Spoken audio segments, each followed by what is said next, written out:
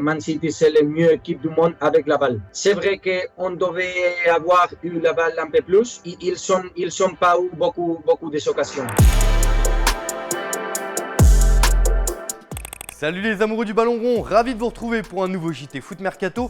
On commence tout de suite avec la Ligue des Champions et la défaite du PSG contre City, 2-1 hier soir. Une prestation décevante des Parisiens qui sont tout de même qualifiés pour les huitièmes de finale grâce à l'éclatante victoire du RB Leipzig face à Bruges 5-0. Sauf que le club de la capitale va terminer deuxième du groupe A et aura droit à un sacré morceau au prochain tour. Et ça, ce n'était pas vraiment du goût de Mauricio Pochettino après la rencontre. Of course, the objective is to qualify from first, but the credit to Manchester City, that is a very good team. Yes, disappointed about that, but we need to look forward and to try to improve every day. Alors que des rumeurs envoient Pochettino à Manchester United, l'image de l'Argentin s'est détériorée ces dernières semaines, à tel point qu'il commencerait sérieusement à agacer ses dirigeants. Le Parisien nous révèle que la cote de Pochettino à Paris est au plus bas. Son comportement face aux rumeurs de départ l'été dernier n'a pas été apprécié. Des doutes sur son jeu et sa capacité à gérer une équipe avec autant d'ego sont désormais bien présents. Et cela fait tâche avec l'effectif XXL qu'il a à sa disposition. Il possède d'ailleurs un triste record puisqu'il affiche le pire ratio d'un coach du PSG en Ligue des Champions, comptant 10 matchs minimum. L'ancien technicien de Tottenham n'a remporté que 36,36 de ses matchs de Champions League avec Paris, soit 4 succès en 11 rencontres.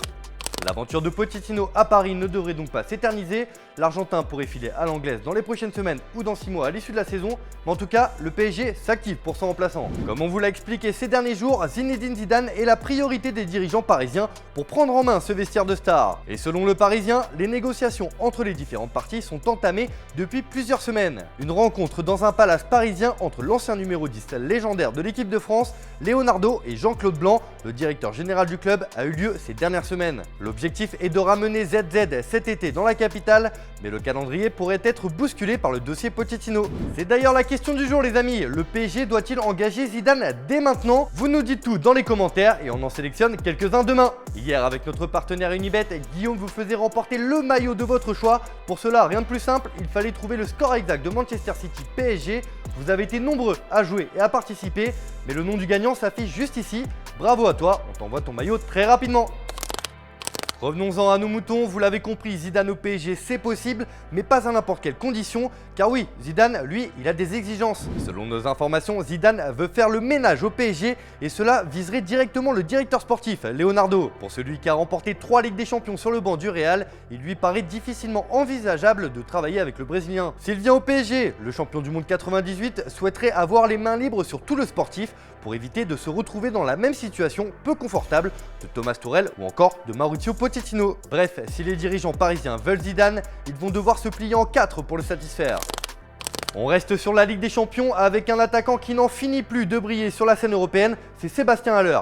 L'international ivoirien s'est encore offert un doublé hier soir lors de la victoire de l'Ajax 2-1 sur la pelouse du Beşiktaş. Depuis le début de la saison et son arrivée aux Pays-Bas, l'attaquant marche littéralement sur l'eau. Il a déjà inscrit 9 réalisations en 5 matchs de Ligue des Champions. Il est d'ailleurs le premier joueur de l'histoire de la compétition à réaliser pareille performance. Il dépasse un certain Erling Haaland et est au coude à coude au classement des buteurs avec les monstres sacrés que sont Robert Lewandowski, Cristiano Ronaldo ou encore Mohamed Salah.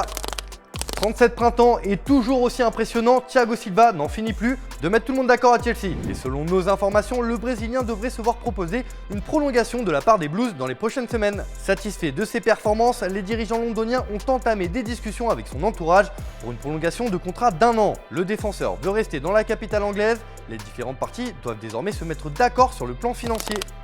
Alors qu'il est annoncé avec insistance pour assurer un intérim à Manchester United jusqu'à la fin de la saison, Rudy Garcia a démonté les rumeurs, ou pas. Alors qu'il commentait le match entre City et le PSG hier soir, l'ancien coach de l'OL a botté en touche concernant son avenir à court terme avec une pointe d'humour. On m'a annoncé à Manchester, j'y suis pour commenter. Tout simplement, je n'ai pas l'habitude de commenter les rumeurs de négociations avec les clubs, donc je n'ai rien à dire là-dessus. C'est un grand club européen, mais encore une fois, je ne confirme ni n'infirme ces rumeurs ou ces informations.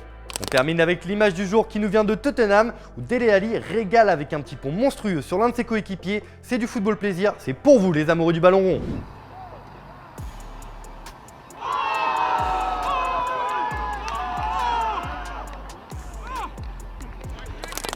Voilà, c'est tout pour aujourd'hui. Merci de nous avoir suivis, merci de votre fidélité. Comme d'hab, si ça vous a plu, on s'abonne. Et moi, je vous dis à demain pour un nouveau JT Foot Mercato. Bonne soirée à tous.